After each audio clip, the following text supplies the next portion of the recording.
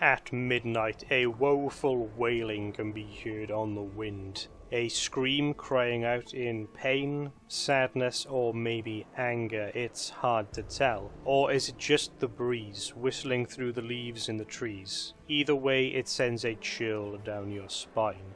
And as the shriek echoes again across the landscape, you know it is the sound of a banshee, a wrathful spirit trapped between life and death. Hi everyone and welcome to the channel. I'm Nazir North, and in this video we are discussing the Banshee in Dungeons & Dragons 5th edition. We are going to talk about the lore of the Banshees, how you can narratively insert them into your campaign, and how to use them effectively in combat. We are also going to do a little homebrewing to create a slightly stronger and more powerful version of the Banshee for higher level play. Let's start off with the origins of the Banshee in real world mythology. The myth of the Banshee comes from Ireland, where it is said that the sound of a banshee's wailing signals the imminent death of a family member or loved one, as a kind of omen for bad things to come. The mythical banshee is closely linked to mourning. In Irish folklore, the banshee is heavily associated with fairies and the fae, although more modern works of horror and fantasy fiction, including Dungeons & Dragons, tend to place it more firmly in the category of undead, alongside other things like ghosts and spectres. In mythology, the banshee is typically female, wearing a long flowing dress or robe, with their face often covered by a mess of tangled hair. In the 5th edition Monster Manual for Dungeons & Dragons, the lore of the banshee is quite a bit more specific than this. In D&D, banshees are female elves who are afflicted with the banshee's curse during life. This curse causes them to become dour and take no enjoyment in life, and they begin to dislike being around other people.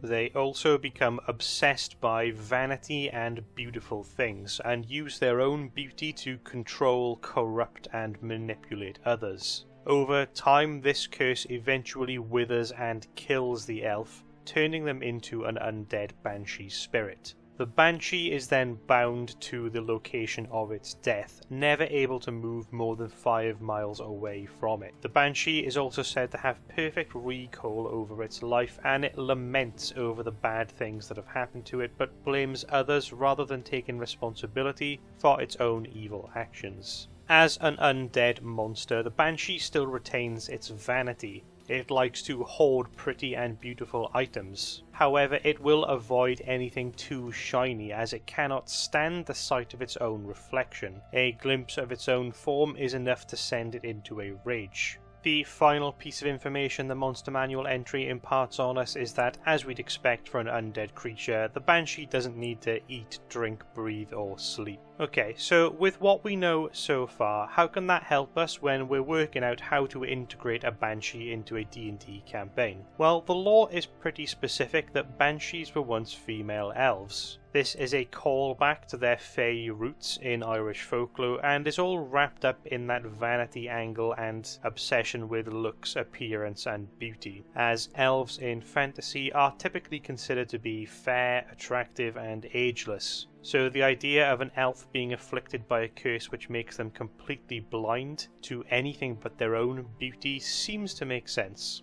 It is still, however, a little bit of a stretch. It does look like the writers of this entry are just trying to give the banshee more of a fantasy spin to make it a little different from the banshee in mythology, as neither the banshee's curse that the entry references nor the supposed rage when they see their own reflection is anywhere in the stat block. None of that stuff has mechanical effects in the game. Sticking true to mythology, however, it does specify that it only affects female elves. But remember, you don't have to stick with that for your game. The banshee doesn't have to be a female or an elf. You can make it whatever race or gender you want. That's going to be up to you as the dungeon master. Okay, next let's move on and have a look at the banshee stat block. It's a medium-sized undead creature, and its given alignment is chaotic evil. That all makes sense with what we've learned so far, so no surprises there. It's got a pretty low armor class of just 12 and then 58 hit points. That might not seem like much, but its defenses are bolstered by its long list of resistances and immunities. It's resistant to most elemental types of damage along with weapon damage from non-magical weapons. It's then also immune to cold, necrotic and poison damage, as well as being immune to a long list of status conditions. I won't read all of these out, but you can see them there on screen. All of these make sense with a creature that is incorporeal and undead. Also boosting the Banshee's defensive capabilities are its wisdom and charisma saving throws, with which it is proficient. That's going to give it a good boost in defending itself against spells. Regarding its speed, it just hovers. It has no walking speed, but it has a fly speed of 40 feet, which is pretty good. And it can use that speed to move incorporeally through other objects and creatures. It does take a little damage if it ends its turn inside an object like a wall or the ground, but the Banshee is probably never willingly going to do that, so that shouldn't really be an issue in combat. It has an interesting ability score array, just 1 in strength, so it is extremely weak. It wouldn't even be able to lift a pike or a heavy crossbow, for example. And then the other standout score there to look at is Charisma, with a strong score of 17. It's got Dark Vision, as we'd expect for an undead that is probably going to operate mostly at night, and then it can speak both Common and Elvish. On traits and abilities, it has something called Detect Life, which allows it to detect the presence of any creatures that aren't undead or constructs within 5 miles. So effectively the area to which the Banshee is confined, within 5 miles of where they died. The Banshee knows the creature's direction but not their exact location. This feature alone can make the Banshee a great stalker, maybe taunting the party and attacking them over multiple encounters, using the incorporeal movement trait to flee each time the Banshee takes too much damage.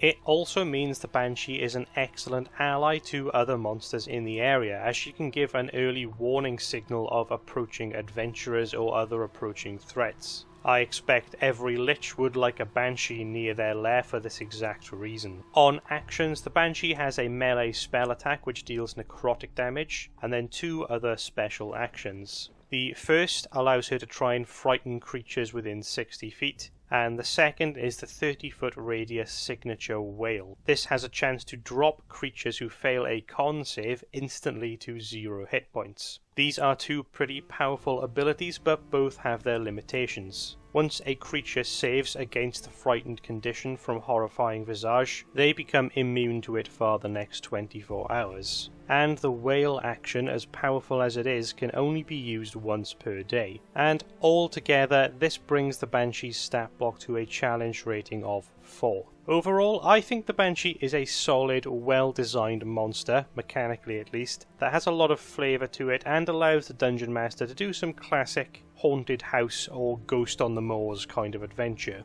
At lower levels in tier 1 of play, the Banshee could make quite a good solo monster adventure. Like I'd mentioned earlier, you could split the battle with the Banshee into multiple encounters, with the Banshee using its incorporeal movement to flee the first couple of times it encounters the party, until there is a final showdown, maybe at the exact location of the Banshee's death, where the Banshee can be finally completely destroyed. However, at higher levels of play, particularly when the party get access to magic weapons and more damage type options through their spell lists, the Banshee falls off in power very quickly. But this is where allies come in, as there are a few good options here for building a Banshee into an encounter with mixed foes. Almost any undead creature from the monster manual could work quite well here. You could have some skeletons or zombies, perhaps they are all that remains of the last adventuring party that tried to kill the Banshee. In particular though, I like the idea of a more powerful undead, like a Lich or a vampire,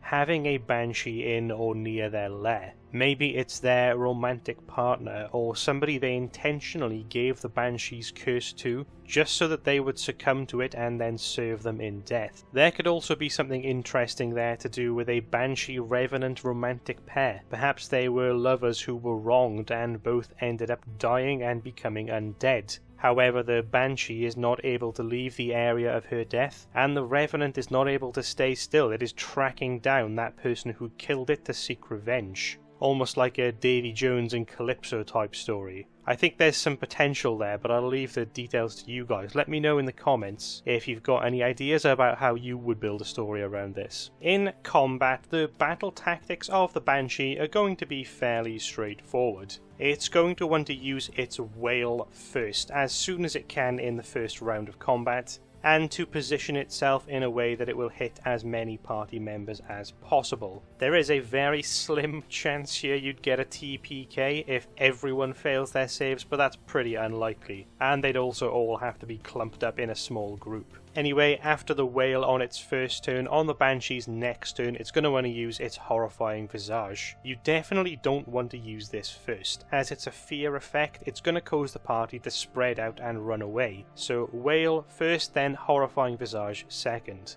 After that, you could lean into the flavour and lore of the Banshee and look at party members that maybe have a beautiful or rare item on their person, or maybe party members that the Banshee finds to be attractive, and they might be the ones that the Banshee is going to target. Once she's picked a target, she's then going to use her main action necrotic attack to try and bring them down. Given the nature of the Banshee, she may even then decide to keep adventurers alive to torment them further as her prisoners, particularly if she sees them almost like a prize or a trinket to be kept and hoarded. As combat progresses, the Banshee is absolutely going to make best use of her flight and incorporeal movement, which offer a huge mobility boost to a relatively weak creature. She will position herself in places that make it difficult for the party to attack her, like moving through walls into another room, or going up through the ceiling or down through the floor to a different level. When the Banshee is down to say 1/3 of her hit points, she may try and flee, which should be fairly easy for a flying incorporeal creature. She may take some time to rest and recuperate and strike again at the party when opportunity arises. Overall, I think Banshees, if managed well, make for some very exciting and dynamic combat encounters. But we are not going to stop there. As much as I like the Banshee as is, it has a relatively low challenge rating of 4, so let's homebrew up a slightly more powerful version. Drawing back on the lore and what the Monster Manual entry tells us about the Banshee in 5th edition, this is what I've come up with. I've called this one the Wrathful Banshee. It's got a bit of a higher armor class and some more hit points aligned to its new challenge rating. And in terms of defense, I've also bumped up that resistance to non-magical weapons all the way to an immunity. Its ability scores are mostly the same, although I've given it a small bump in constitution and in intelligence. As the Banshee relies a lot on fear in combat, I've also given it proficiency in intimidation. And for the languages known, rather than specifying common and elvish, I've just said that the Banshee knows all the languages that it knew in life. That is not only a simpler expression, but it also gives more flexibility to the Dungeon Master, and it is in line with how languages are shown for some other undead creatures like the Revenant, for example. You'll also notice that I've given this version of the Banshee a basic walking speed in addition to the flying speed, and this pairs well with the new mortal appearance trait that I've created. This essentially allows her to look like a normal elf if she isn't taking any hostile actions or doing any other ghosty stuff like flying or walking through walls. This gives you that sort of narrative tease moment as a DM to show the Banshee apparently as a normal person first, and then have some kind of ghostly reveal, leaning very much into a horror-themed adventure. On traits and abilities, I've adjusted the wording of Detect Life slightly, just to reflect that the 5-mile detection aura is the same 5 miles that she is bound to based on the location of her death. Taking that ability rules as written, you could have some strange interactions when the Banshee is trying to detect life on the very edge of her territory from that 5-mile radius where she died. I just thought it was best to tie those two areas together. So the area within which the Banshee is able to move is the same area within which she can detect life. Incorporeal movement is the same as it was before, but as elves in D&D tend to have innate spellcasting, specifically high elves and drow, I've given the Banshee some magic. Just 2 cantrips here to give her some ranged options and some more utility, and then hallucinatory terrain. This is one of my favourite utility spells in D&D, and could be a really interesting one for the Banshee to twist and warp some of the area around her territory, perhaps using it to ward off outsiders or to make the environment look far more pleasant than it actually is, to entice people in. There will be some more spells that could work quite well with the Banshee here, and if you were going to add any more in, I would say to focus mainly on illusion spells, as I think that aligns well with the sort of horror theme that the Banshee evokes. I've upgraded Horrifying Visage from an action to a passive ability that is always active. It now triggers when a creature starts their turn within 15 feet of the Banshee, so a reduced range from what we had before, but creatures no longer get immunity to it after they've passed their saving throw, so it's now going to be a constant threat every round in combat. On actions, it still has its Corrupting Touch, that necrotic attack, except it can now use it twice as part of a multi-attack, so upping the Banshee's damage potential per round. And additionally, this action now actually corrupts. If the attack hits a female elf, then they receive the Banshee's curse. This curse will turn them into a Banshee over time if not removed. Strangely, even though it is a melee spell attack, the base Banshee in the monster manual seems to have the Corrupting Touch based on its dexterity score. This doesn't really seem right for a spell attack, so I've switched it to Charisma here. I'm not sure if that was intentional or maybe an oversight in the original edition. I've left the Whale action in as it is and kept the once per day limitation, as that is still a strong ability. To help bump up the Banshee's action economy, especially if you're going to run them as a solo encounter, I've also added in a bonus action and reaction she can use. The bonus action is to command a nearby undead creature, not necessarily one aligned to the Banshee, to make an attack against a target of her choice.